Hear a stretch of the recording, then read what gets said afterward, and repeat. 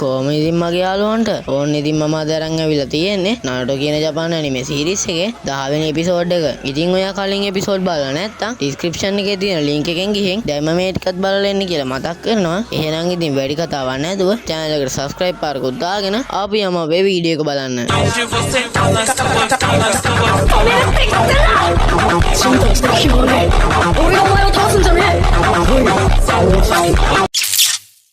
ඕන්න ඉතින් කතාව පටන් ගන්නකොටම අපිට පෙන්නන්නේ කකායේ සෙන්සේ නිදාගෙන ඉන්නවා. එයා කලින් ශරින්ගන් වැඩියෙන් පාවිච්චි කරපු නිසා තමයි එයාට මේ ලෙඩ වෙලා තියෙන්නේ. එතකොටම ගෑනු කෙනෙක් ඇවිත් ඔයාට හොඳයිද සෙන්සේ කියලා අහලා එයාට නැගිටින්න නැතුව ඉන්න කියනවා. ඕන්න ඉතින් මේ වෙලාවේ නාටෝලත් ඇවිත් කකාෂිත් එක්ක කතා කරනවා. පේන විදිහට නම් මේකට අසුනගේ ගෙදර වගේ.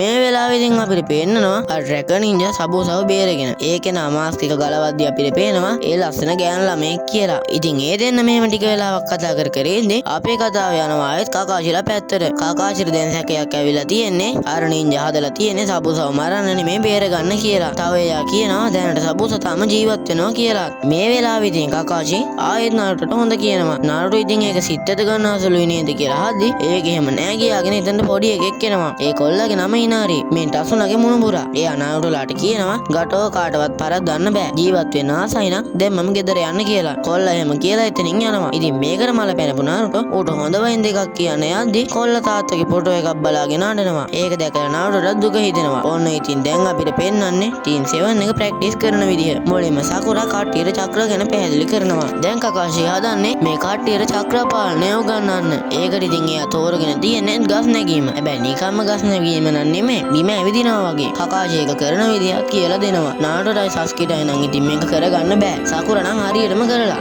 කකාෂි ඉතින් මේ වෙලාවේ කොල්ල දෙන්නව ෆෝන් කරන්නත් ඒක කියනවා. සකුරාට නම් හොකාගේ වෙන්න හොඳටම පුළුවන් වේවි. අනික යවුචි වංශයටත් වඩා හොඳයි කියලා. මේ වෙලාවේ අපිට පෙන්නනවා අර කොල්ලත් ඒක හොරෙන් බලන් ඉන්නවා කියලා. අපිට දැන් පෙන්නනවා සබුස නිදාගෙන ඉන්නවා. එතනට ඉතින් ගටෝ ඇවිත් පොඩ්ඩක් සද්ද දාලා යනවා. අර නින්ජා යාලට සබුස ළඟට යන්න නම් දෙන්නේ නැහැ. ඒ නින්ජාගේ නම තමයි හකු. ඕන්න දැන් ටීම් 7 කට්ටියටම ගොඩක් මහන්සි. කකාෂි නාරුටෝ ගැන ටිකක් කල්පනා කරනවා. ඉතින් ඒත් එක්කම මේ එපිසෝඩ් එක ඉවර වෙනවා. ඉතින් මේ එපිසෝඩ් එක නම් ටිකක් විතර කෙටි වුණා. මං ඉතින් නාරුටෝ 11 වෙනි එපිසෝඩ් එකත් ඉක්මනටම අරන් එන්න. ඉතින් ඔයා නාරුටෝ එපිසෝඩ් ඔක්කොම බලන්න කැමති නම් මගේ channel එක subscribe කරලා bell notification එකත් on කරලා තියාගන්න කියලා මතක් කරනවා. එහෙනම් ඉතින් මං ගෙහින් එන්නම්. හැමෝටම sayonara.